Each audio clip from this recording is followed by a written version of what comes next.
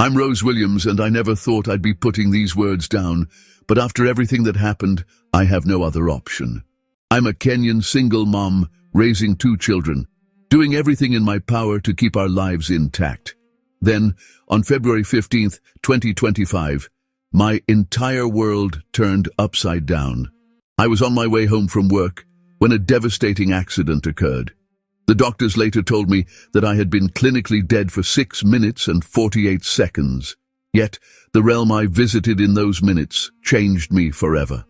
What Jesus revealed to me about true poverty and the hidden struggles of white people shook me to my core, and I feel compelled to share my experience. That February day started off like any other. I had been juggling 2 jobs since my husband left us 2 years ago to support my kids. Life was never easy, but I managed to keep everything from falling apart. That day, after finishing my shift as a nurse at the hospital, my feet ached and exhaustion set in, yet I still had to grab groceries and fix dinner for my children. That was the rhythm of my existence, a constant fight to prevent everything from crumbling. Around 8:30 p.m. I climbed into my small car. The streets of Nairobi were still bustling at that hour. The traffic signals shimmered on the rain-soaked pavement from an earlier shower. My mind swirled with worries about unpaid bills, the groceries still on my list, and my son's struggles at school. So deep was my preoccupation that I barely noticed the oncoming car until it was too late. A tremendous crash erupted, my head jerked back, and a searing pain shot through my chest. Then everything went dark. In the next instant, I found myself floating above my own body. I watched as I lay, slumped over the steering wheel, blood trickling down my forehead. People rushed toward the scene, and the sound of sirens grew louder. I saw paramedics pulling me from the wreck and frantically beginning their work. Right there on the busy street, one young paramedic with kind eyes murmured prayers as he worked. Strangely, I felt no fear or pain. Instead, an overwhelming calm enveloped me, as if I were cradled in a protective embrace. A soft, gentle light began to surround me, and the noise of the accident gradually faded away. I felt weightless, as if I were being lifted from the chaos below. Then I saw it.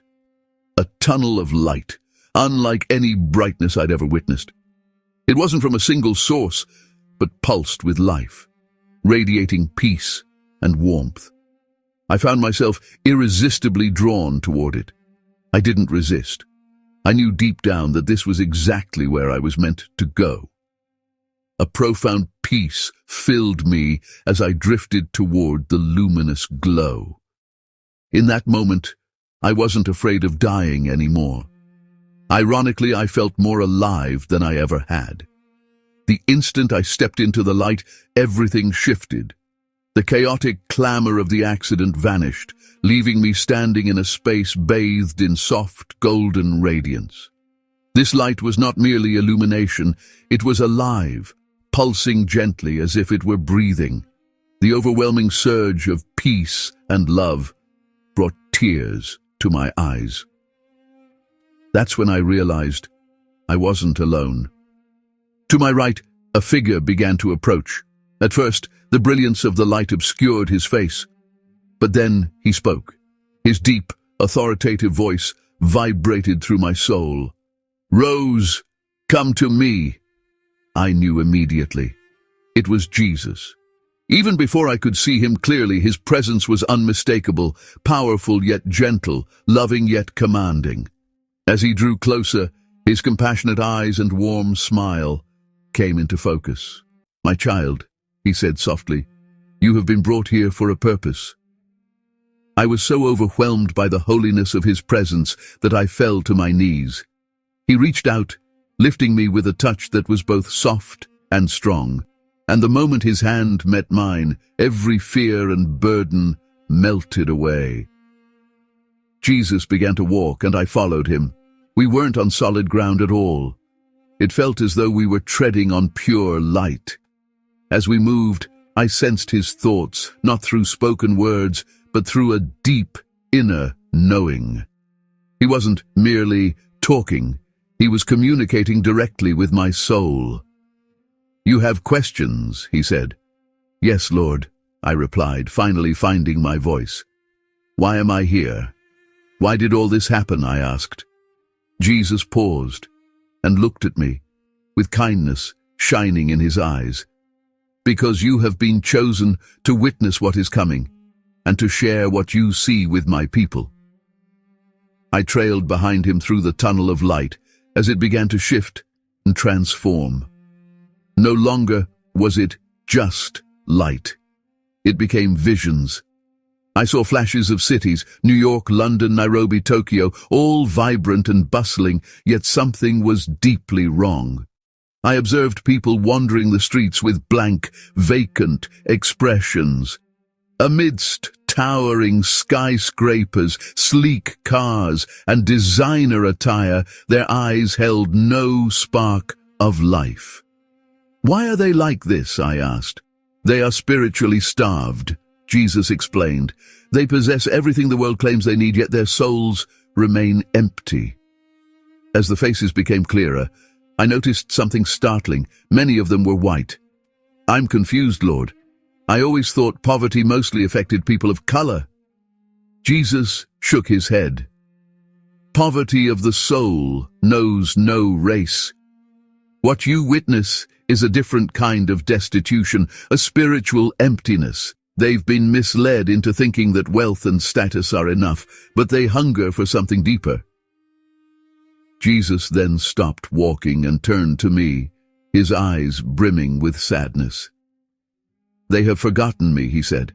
"They believe that success will solve their struggles, yet by cutting themselves off from me, they remain perpetually empty." I saw flashes of families at dinner tables, parents and children glued to their phones, barely exchanging a word. I saw well-to-do white families in spacious homes, their hearts filled with anxiety and fear. "Lord, why are they so lost?" I asked. "Because the enemy has blinded them," Jesus replied. "They place their trust in money, in status, in comfort, rather than in me." Then he showed me something even more shocking. Churches filled with people who weren't truly worshipping. Their prayers sounded mechanical, their faith shallow. "They know about me, but they do not truly know me," Jesus said. Stepping closer, he placed his hand on my shoulder. "Tell them to seek me, not the world. Tell them that real abundance comes from me, not from possessions." I nodded, and with that, everything began to fade. Jesus' face was the last image I saw before the light disappeared completely. When Jesus first spoke, his voice resonated not just in my ears, but deep within my soul. It carried immense authority and immeasurable love. The moment he uttered my name, I felt utterly exposed, not in a way that made me ashamed, but in a way that made me feel completely known and accepted. Every wound, every sin, every fear, he saw it all, yet his love remained unwavering. "Rose," he said again in a calm, steady tone, "you have been brought here for a purpose." My knees trembled beneath me as I struggled to understand why he would speak to someone as ordinary as I, just a single mother from Kenya working 2 jobs to survive. My life had been a series of mistakes, broken relationships, lost opportunities, and countless regrets. "But, Lord, why me?" I managed to ask, my voice quivering. Jesus smiled gently. "Because you understand struggle. You've walked through fire and yet never gave up. That is why I'm revealing this to you. You will comprehend the truth behind what you're about to see." He took my hand again and started walking. We weren't treading on solid ground, but on something that felt like air, surrounded by that soft, radiant light. His touch dispelled every fear, even as I sensed the weight of the revelations he was about to share. "You will witness things that may unsettle you," he cautioned, his piercing eyes fixed on mine. But do not fear. What I reveal will be hard to accept, yet you must share it with others. We walked on for what felt like mere minutes, though time itself seemed different there, until the light around us began to shift. It grew darker and colder. The atmosphere changed, and the peace I had known began to wane. I sensed an oppressive presence looming, and Jesus tightened his grip on my hand. Do not be afraid. I am with you. Then the visions began. The first image was that of a sprawling city. It could have been New York, London, or Nairobi, familiar yet strangely alien. The streets teemed with people hurrying in different directions, but something was off. Their eyes were tired and dull. Some were dressed in fine clothes as they emerged from expensive stores, while others sat on the pavement begging for spare change. The division was unmistakable. But there's more here than just economic inequality. Do you see it? Jesus asked. Yes, but I don't understand, I replied. With a raised hand, Jesus shifted the vision. I could now perceive not only the physical state of the people, but also their spiritual condition. I saw well-dressed businessmen whose souls appeared withered and dark, contrasted with impoverished individuals on the streets whose spirits still glowed with light. The world values wealth by possessions, Jesus said, but I see the heart. Then, I witnessed something even more startling. White families standing in food lines, children with gaunt faces and empty eyes, and entire communities of white people struggling in rundown neighborhoods. I'd always believed poverty affected mostly people of color, so I was baffled. Why are they suffering like this, I asked. Jesus regarded me with sorrow. Because they've built their lives on shifting sand instead of on the rock. They've trusted in worldly systems rather than in me. Without me, they will always be empty. I saw people clinging to their belongings as if their lives depended on them. Parents desperately tried to shield their children, yet no amount of money or success could protect them from the rising unrest. They are spiritually blind, Jesus observed.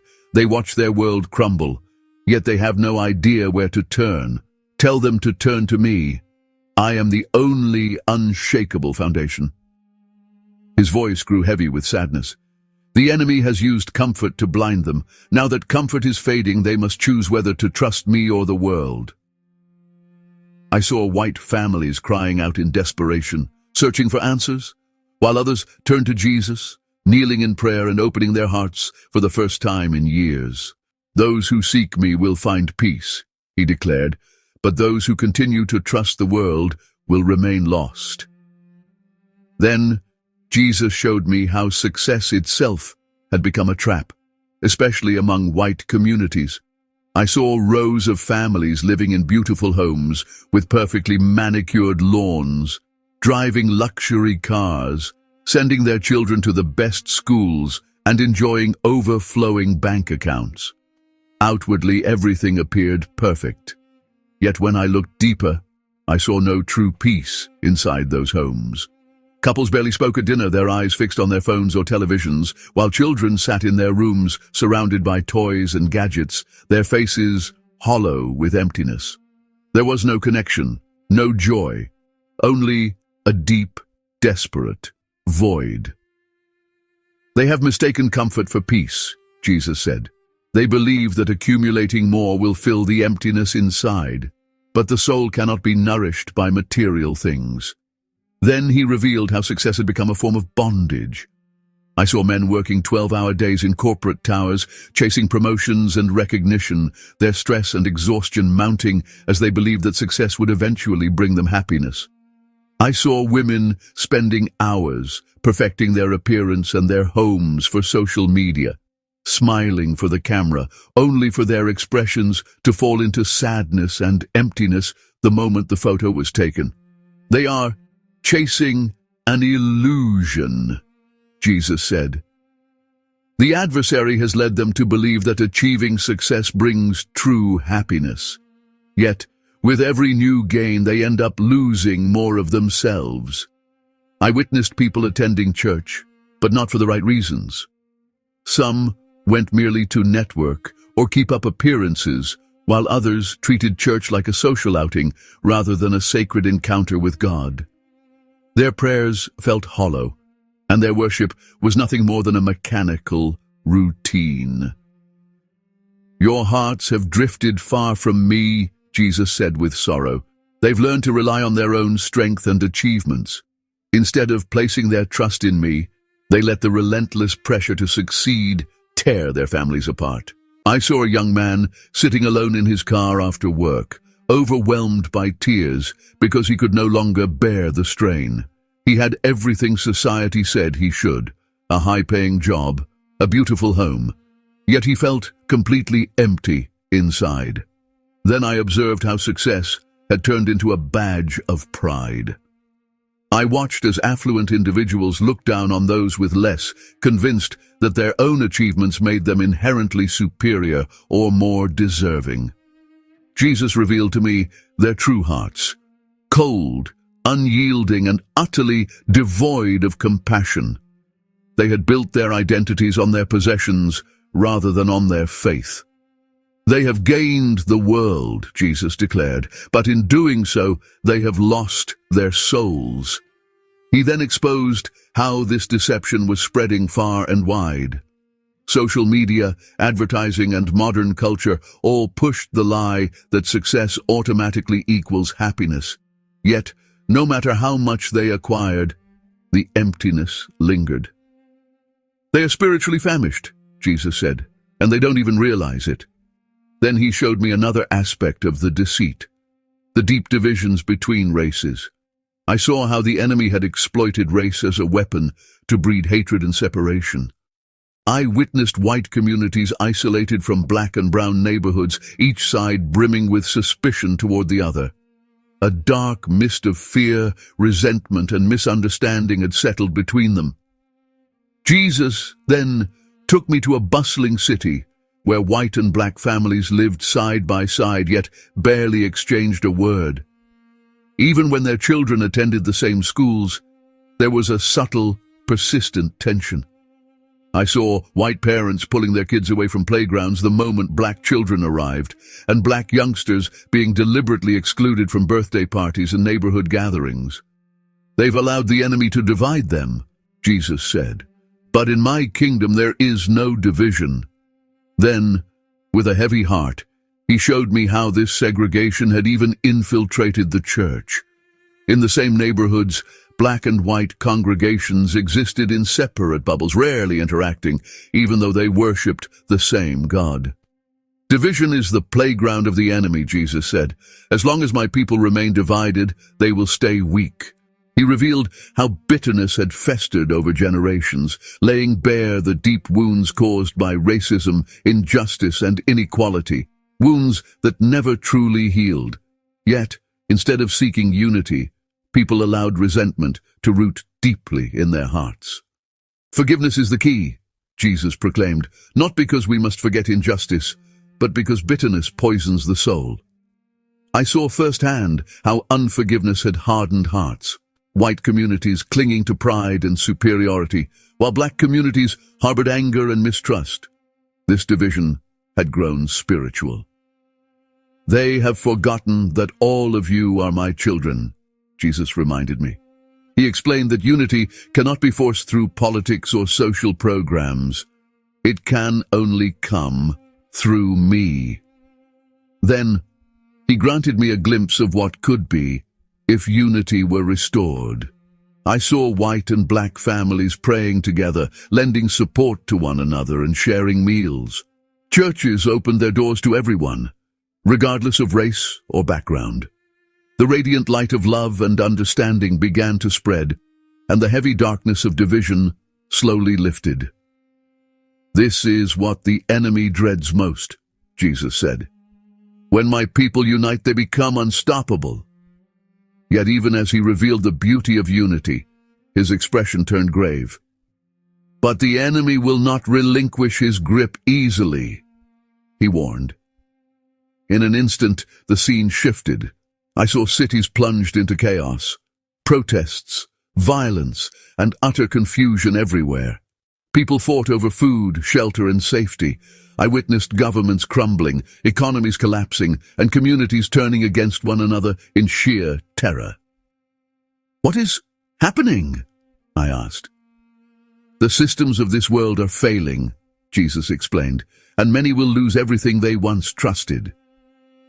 He showed me governments struggling to maintain order as leaders introduced new measures: digital identification, cashless economies, and centralized control systems. They promised these changes would bring peace and stability, but it was all a ruse. "This is how the enemy will implant the mark," Jesus said. "It begins with fear and then shifts to control." I saw people eagerly accepting these new systems, desperate for security, not realizing they were surrendering their freedom. "They'll think it's the answer," Jesus warned, "but it is nothing more than a trap." I witnessed families being torn apart. Those who refused to comply were cut off from basic necessities. They could no longer buy food, access health care, or educate their children. "Faith will be tested," Jesus said.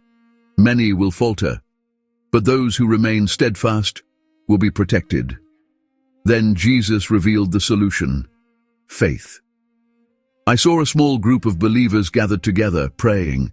Surrounded by darkness, their faith formed a radiant circle of light around them. Even as the world around them crumbled, they remained shielded. "Faith is the only escape," Jesus declared. He demonstrated how true faith can shatter the cycles of poverty and division.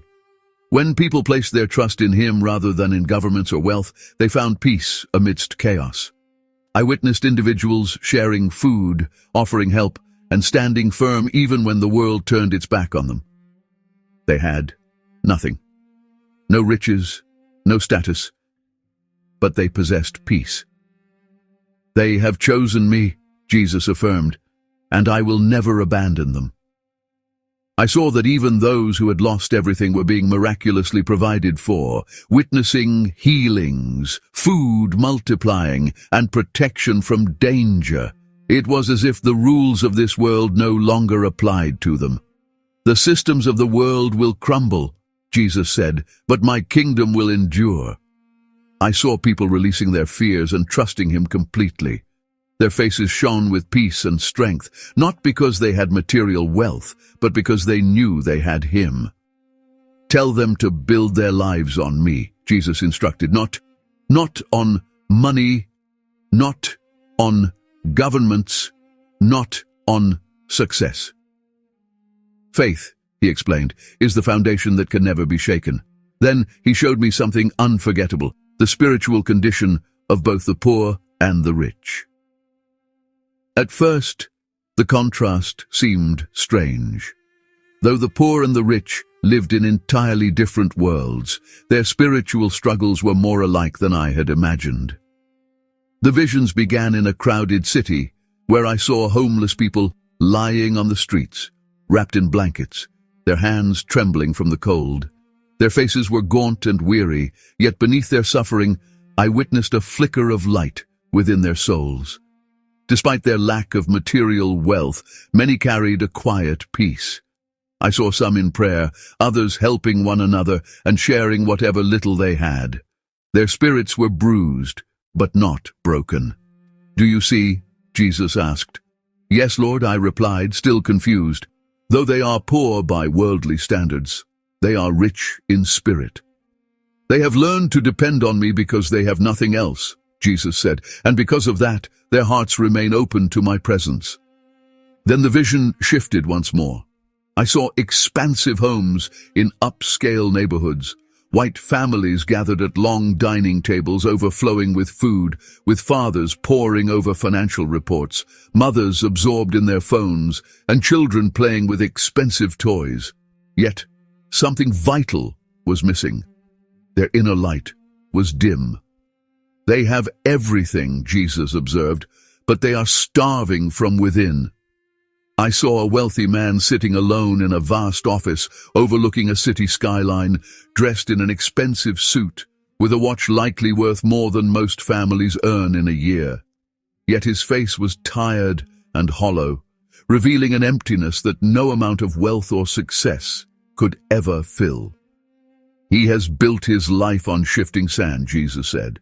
He trusted in wealth and power, but now his spirit is withering. I then saw another affluent family together in a spacious living room. The children were distracted by their tablets and the parents engrossed in their phones, physically present but emotionally disconnected. Their eyes were cold, their hearts distant. They have gained the world, Jesus said, but they have lost their souls. Next, he showed me a wealthy man kneeling beside his bed, tears streaming down his face in prayer, his suit discarded in desperation. Suddenly, I saw a light beginning to grow within him. Faith, Jesus said, even among the rich, faith is the key. When they let go of their attachment to wealth and turn to me, I will heal them. The vision shifted again, and I saw white and black families praying together. I observed both rich and poor seated side by side in a modest church, holding hands as they prayed, their souls glowing with radiant light. True wealth is not measured by what you own, Jesus said. It is measured by the state of your soul. Those who trust in me, whether rich or poor, will find peace.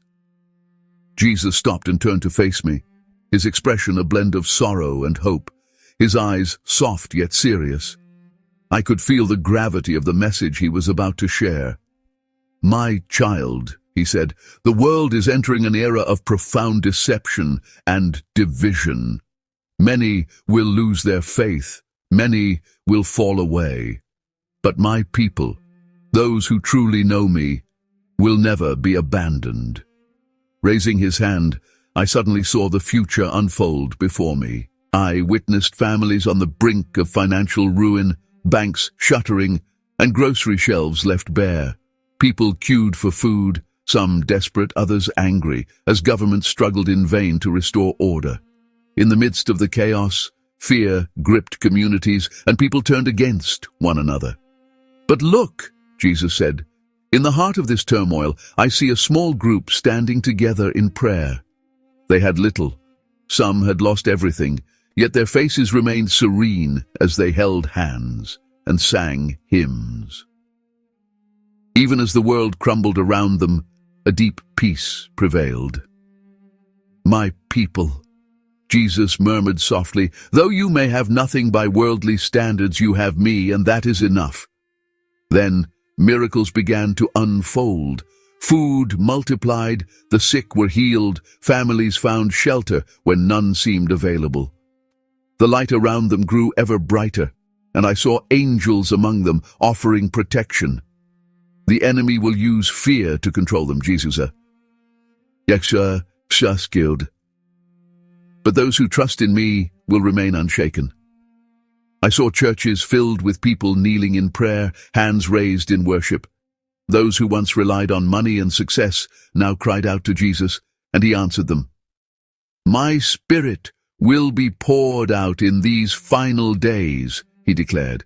There will be miracles, signs and wonders, yet those clinging to worldly systems will struggle to witness them. Then Jesus revealed the stark difference between those who trusted him and those who did not. I saw individuals who had accepted the mark. Their faces appeared normal, but their eyes were empty, their prayers mechanical, their worship lifeless.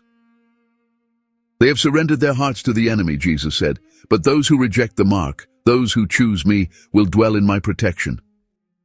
Jesus turned toward me again, taking my hand.